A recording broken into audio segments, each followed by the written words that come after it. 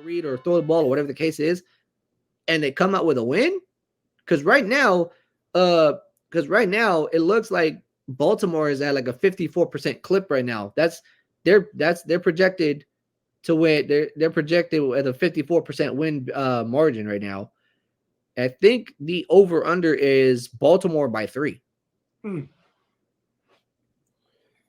But Detroit, they're running hot right now. They are running hot. They have established themselves as one of the better teams in the NFC. Like I said, do I see them as a top tier team like San Francisco or Philadelphia? I wouldn't put them in there yet. I need to see a little bit more from them. But what I've seen thus far, I'm happy for the Detroit Lions. I'm excited for them. If they make the playoffs and the North really runs through them, which I believe it is, like everything is going to have to go. A lot of things have to go wrong for Detroit for them to lose the NFC North. Like a lot. They have a stranglehold. They have a 2-game hold right now on I believe it's Green Bay. That's second in their division right now. But like 5-1, they have if they're 5-1, they have a clear hold on that division right now. A lot has to go wrong for them to lose it. I don't expect it to go wrong. I think they win the division easily. They're gonna host a playoff game, and if they win that home playoff game and they got to play against, let's say, Philadelphia, or they got to play against, let's say, San Francisco, anything can happen. Yep. You just got to make it into the dance first. And speaking of anything can happen, switching gears to college football for a little bit before we get up out of here. Ooh, what are we talking about? We're going to talk about what somebody spitting all over my shirt. Oh, is that game... So this man told me before the Purdue game. This man's like, "Yo, man, I don't know about Purdue, bro. Like, I'm kind of nervous about this game, bro." Look here, let me tell you why I'm nervous about Purdue. Because the last time last time we played Purdue, it was like that was a very very special game because they go to South Bend, Indiana, and they won 41-7. And you're telling me that you were worried. Because last time we played them, the God bless the dead, he passed away. They dedicated that game to this kid. I forgot what he had, but he passed away. Oh, I think I know what you're talking about. So I knew that game was going to be. They were going to be on one. They was going like, oh, this is going to be that. And they whooped. It was one of them games like, we lost. I don't remember the score, but it was one of them games like, gosh, damn. Ever since then, all right, Purdue gonna sneak one out. And they was talking about it this Saturday too. Like, oh man, Purdue about to come with the wah, and then it was not. I don't like what they did in the red zone where they put Devin Brown in. He came in, scored that touchdown, kind of fumbled it, kind of did what Jalen Hurts did. He kind of fumbled it, but they ruled it a touchdown. Then he did it again. I'm like, bro, I don't know what they was doing with Devin Brown. I don't like that goal line, how they did it. Yeah, Devin Brown's more mobile than Kyle, but I get it. I'm cool with Kyle. I mean, Devin being coming in next year if Kyle McCoy has a ball out here, but I think Kyle going to stay one more year than transfer. I believe so too. I think he's staying for one more year. And because if you notice with Ohio State quarterbacks, whether it was Justin or CJ or whoever, they didn't play just 1 year and then move up. Like they stayed at least a year or two, and then they went. The only person that I can't even call it JT Barrett. I think he overstayed with Ohio State. I think he overstayed because when he finally got to NFL, there was nothing for him. No team wanted him. Like he went to the Saints and he bounced on. He never played. Yeah. Then he was just that was it. Then right now, let's see, Kyle McCord as of right now, 1,651 yards passing, 11 touchdowns, 1 interception, 87.2 QBR. That is 6th in the nation. He balling. And he is a junior right now. So I expect him to at least I think he'll stay one more year. I would expect so. I just feel like I don't know what Devin gonna do. Right. So it's like now we in that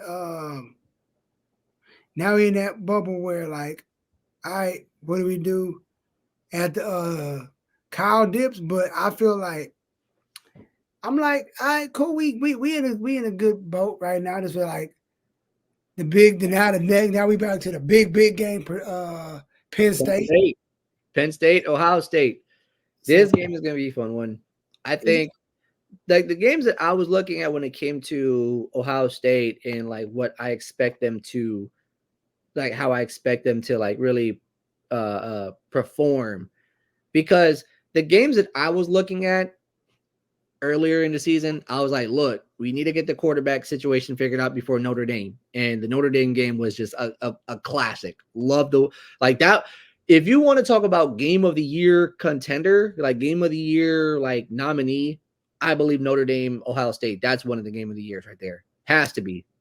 Yep. And then, you know, you struggle against Maryland a little bit, but you end up pulling it out. You go to Maryland always give us a game. Maryland always that game. Like, ugh. And then Ohio State, Purdue, like they were able to like, you know, shake a little something off first, and then they were able just to get in that groove, and like they just took off. The games that I'm looking at right now that I believe are going to be the tone setters for Ohio State moving forward. This week, noonday, Penn State at the Shoe. You got Minnesota, which I believe you got Penn State first, then you got Wisconsin. You're going up to Camp Randall to play Wisconsin, and Wisconsin, they play hard too. Oh yeah, they're a team that will give Ohio State a fit. They will give them fits. But the teams that I'm looking at right now is Penn State, Wisconsin, and I'll even go ahead and say, like, I don't want to overlook Rutgers. I don't want to overlook Michigan State, but I'm going to just for the sake of, because Minnesota and then the team up north, those games that somewhere along those lines, and I don't want to say it, Ohio State could run into a little bit of issues where like we're going to have to see that Cal McCord clutch up moment again. And I think it's going to be against the team up north. I think it's going to be a dogfight. And I think the team up north may lose against Michigan State because I think you want to know what game I think is that we might see that clutch up moment? What? I think it might go if it's not against Penn State, it'll be against Minnesota. I can see where you're coming from. Because think about it like this. Like if we're going down the line, let's say they beat Penn State, they beat Wisconsin, they beat Rutgers, they beat Michigan State. Now you got Minnesota and the team up north. If you go undefeated up until that point, one of two things is bound to happen. You're either going to run undefeated all the way to the team up north, the game itself. I'm going to get that shirt before that game, too. I'm going to get that shirt. Or you're going to come across Minnesota, or you might even come across Michigan State, and they're going to be like, that's going to be the proverbial trap game. I feel, I'm like, I'm going to go with that first scenario. All the game of all games, it's a lot of pressure on Ryan Day and Kyle McCord and company, because here's my question to you before we continue on. Let's say they go to Ann Arbor. Right. They play the team up north. It's the game. Ryan Day has lost 2 already.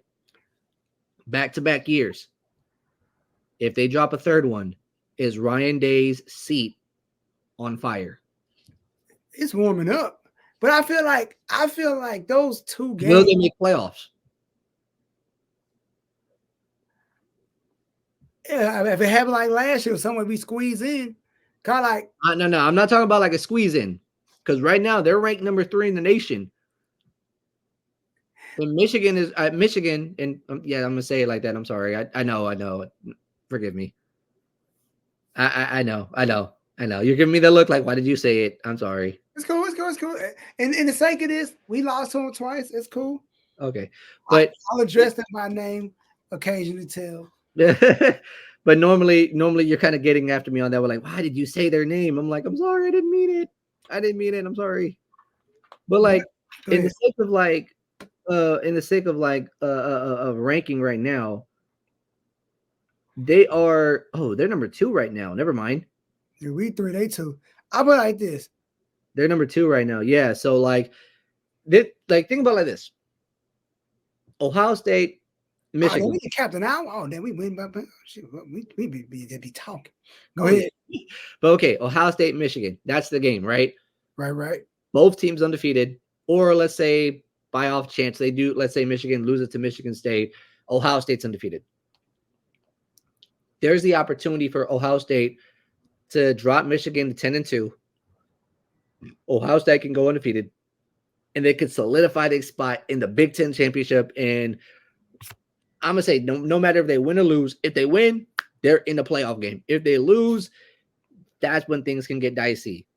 But let's just say, for the sake of things, Michigan, Ohio State, both undefeated, both playing for like that spot in the Big Ten title game.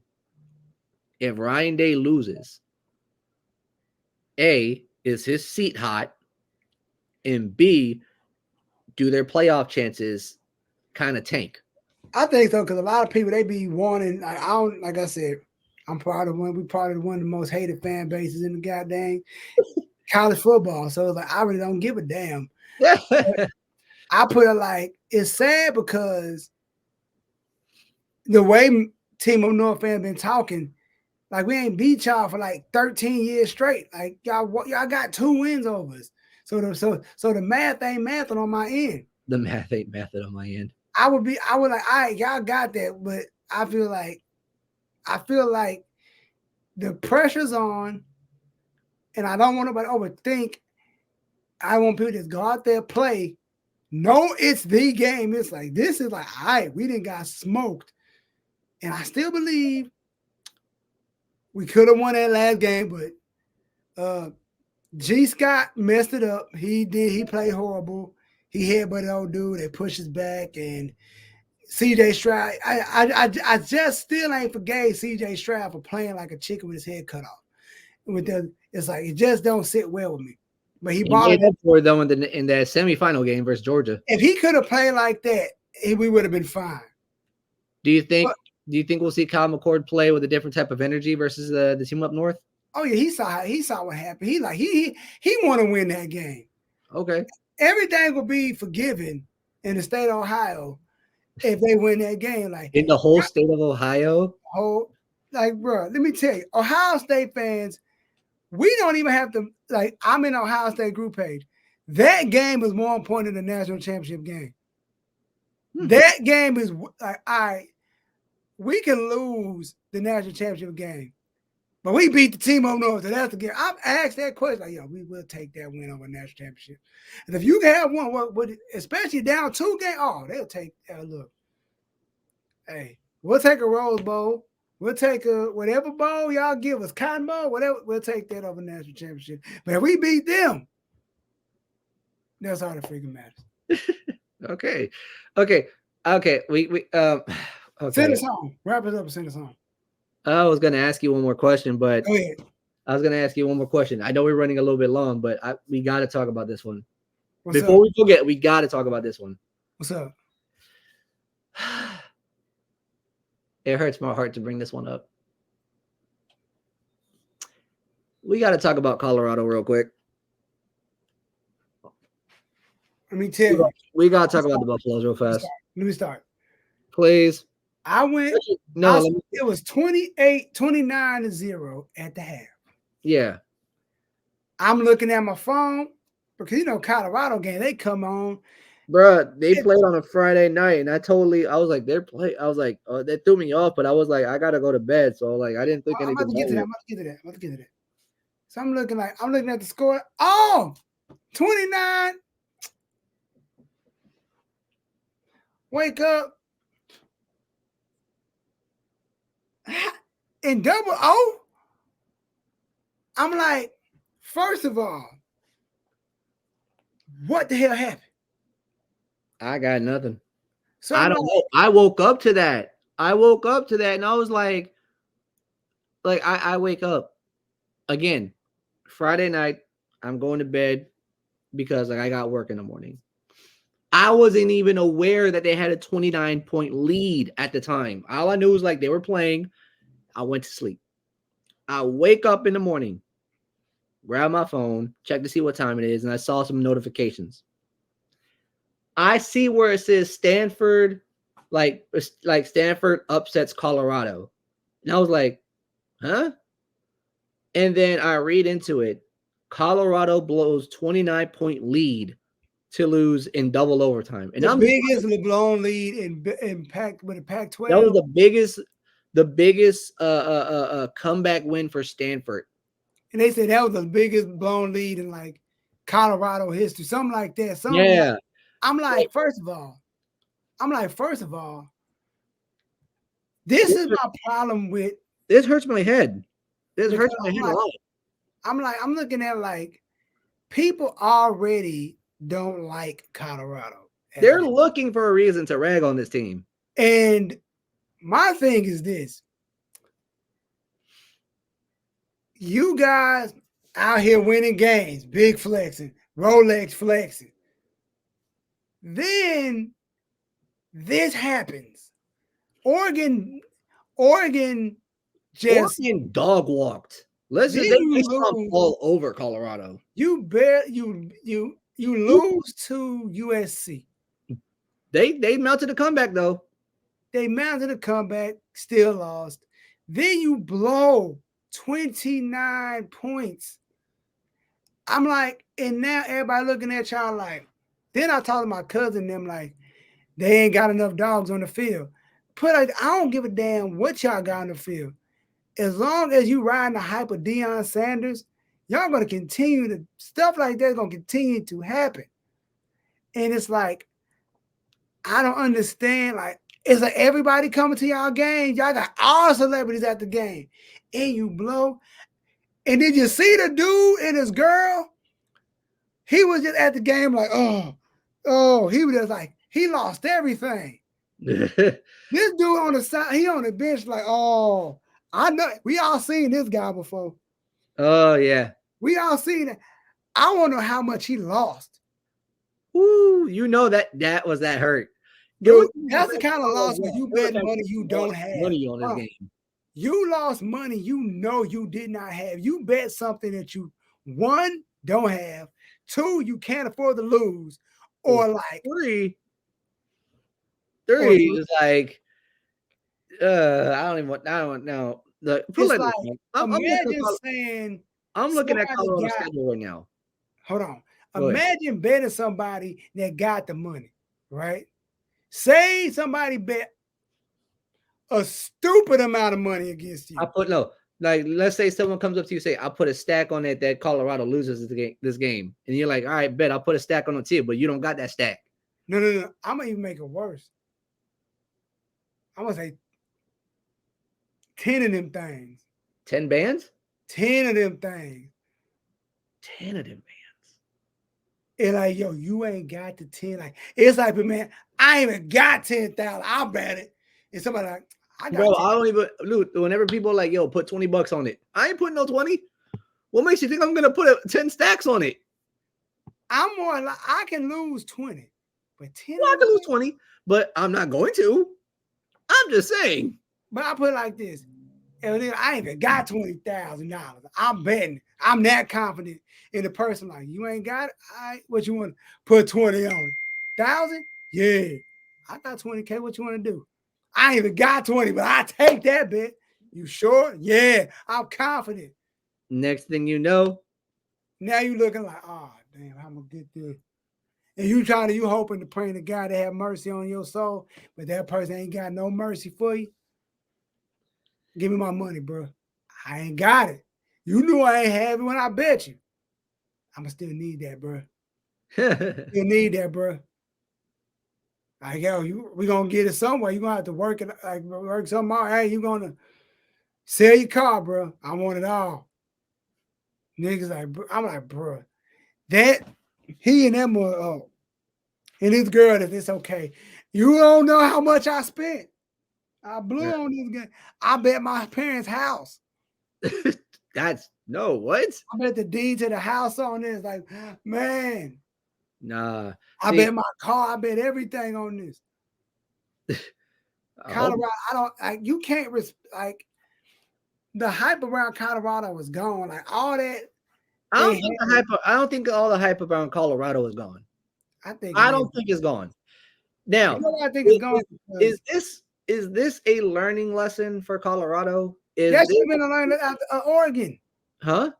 That should have been learned after Oregon. Here's the thing though. Nobody expected them to win versus Oregon.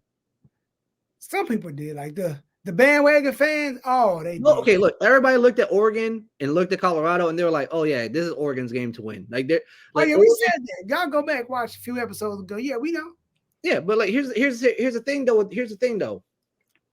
But we're sports analysts. We're unlicensed sports analysts. Damn right. ESPN, Pat McAfee, come find me.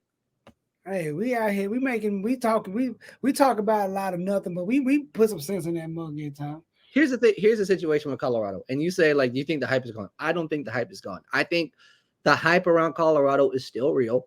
You still got Deion Sanders as your coach.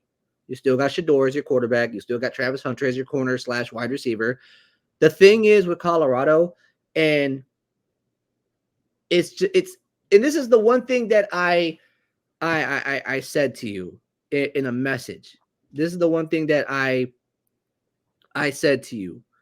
And I saw that little post that Philadelphia had where they signed Julio Jones. He ain't played in a while. I don't know about it. I got to see what I got to see what he's all about going forward. But this is my thing when it comes to with Colorado as of right now. They got complacent. They got comfortable. They got to a point where like, oh yeah, we're blowing this team out. Like this was a game that they should have won because like they were the better team out of both of them. Like they Colorado was well like way more rounded over Stanford. The situation is though they went into halftime thinking they had this game won, and Stanford they let off the gas a little bit. Stanford got a little bit of momentum, and next thing you know, Stanford's making noise and making things a lot less comfortable for that team. And I believe, and Deion Sanders said it best in that press conference after the game. He was like, "Look, the one thing I want to know is like, do they love this the same way that I love this? Because if you like it, you're not going to be all in like it. But if you love it, you're going to put your everything into it." I put it like this, but I think it's not. But here's the thing: I said this to my cousin and them. I said, bro, that's why I hate NILs right now because kids. Oh my gosh, you got to talk about that too. This video gonna be long as hell. I don't care. Let's talk about it. I feel like with these NILs, it's hindering. Oh, I found that message I sent you. All right, cool. Like these NILs got kids like, yo, I don't have to wait. I can stay in college for how many years I want. It don't matter if I go to a national championship. I'm paid. I'm cool. Then I'm a top guy too. I'm a top prospect. I'm gonna be a top prospect anyway. I'm gonna be in a video game this year. It's whatever. Cool. I'm living the dream. So now it's like I'm playing, but like I don't really care. It don't really. I mean, if I get to that's my point. That's my point. Get to the point. I'm gonna get to that. And before the NILs, when them cats were out there hungry, they was like, yeah. Back 2015, 2016, before the NILs really took off. Playing. You feel me? But go ahead. But yeah, so this is the message I sent to you. Oh, we lost him. Are you good? Go ahead. But this is the message that I sent you. I sent to you on Saturday after you like questioned like what happened. My words exactly. I don't know. My three words. I don't know. How Colorado blew that lead and allowed Stanford to make a run like that is unacceptable. Maybe some points in garbage time I can understand, but that has me questioning them. They're 4-3, so I won't bash them too hard, but those players have to evaluate what they want now. They got a bye week, and I know Coach Prime is going to be drilling this into their heads because he said it best. He could sense the complacency. And guess what? They were too comfortable with that lead. And you speaking of these NILs and everything of the sort, Caleb Williams of USC. Yeah. he went, oh Lord, here we go. Caleb Williams out of USC. Rumors by JPA Football on Twitter. USC quarterback Caleb Williams reportedly wants partial ownership stake of the team that selects him in the 2024 NFL draft if he declares, per Pro Football Talk. The representatives, and this is a quote right here, this is a quote, the representatives of USC quarterback Caleb Williams had been making it known to prospective agents that Williams wants partial ownership of the team that selects him in 2024 if he declares for the draft. And then Aaron Rodgers was also rumored to have asked for partial equity in the Jets before his trade to the team. Now, look, Caleb Williams is an interesting player of himself because a few weeks ago, he made it known that there was a select amount of teams that he would be willing to go to. Supposedly, if you look at the flag behind me, there's been a lot of people, a lot of fans, either bandwagon fans or fans of Tom Brady or whatever, right? They're like, yo, we don't want Baker Mayfield on this team. Yo, we want to, tank for Caleb Williams. But supposedly Caleb Williams don't even want to go to Tampa. He wants to go to Dallas. He wants to go some like Miami. Like, I don't know what the deal is, but okay. First, that don't make no sense because if you are the number one pick in the draft, you are going to primarily the worst team. Period. Look here. Let me talk about Caleb Williams. Let me just get this. First of all, you can't even be a player and have stock in a team. You can't be a player and bet. And this guy, he's talking like he's talking like he's a big timer already. He talking like Sadura Sanders don't exist. He talking like Bo Nix don't exist. He talking like Penix don't exist.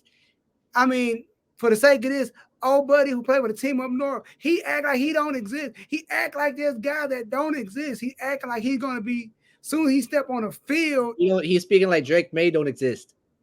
Dog, he talking like soon as he touch a field, NFL field, he gonna lead a team to a Super Bowl, bro.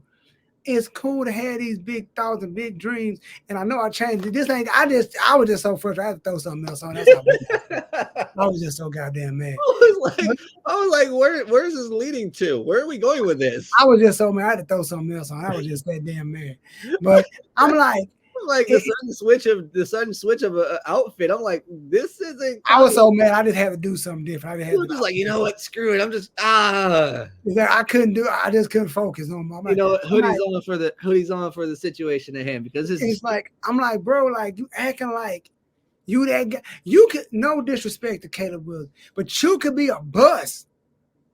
You could literally go to Arizona. You're not going to Dallas. Dallas ain't gonna be that damn high, bro. You gonna be long, as of right now, bro. As of right now, the two people that if the draft was tomorrow, the Bears will have the first and second round pick. No, the Panthers. And the Panthers are like, you know what?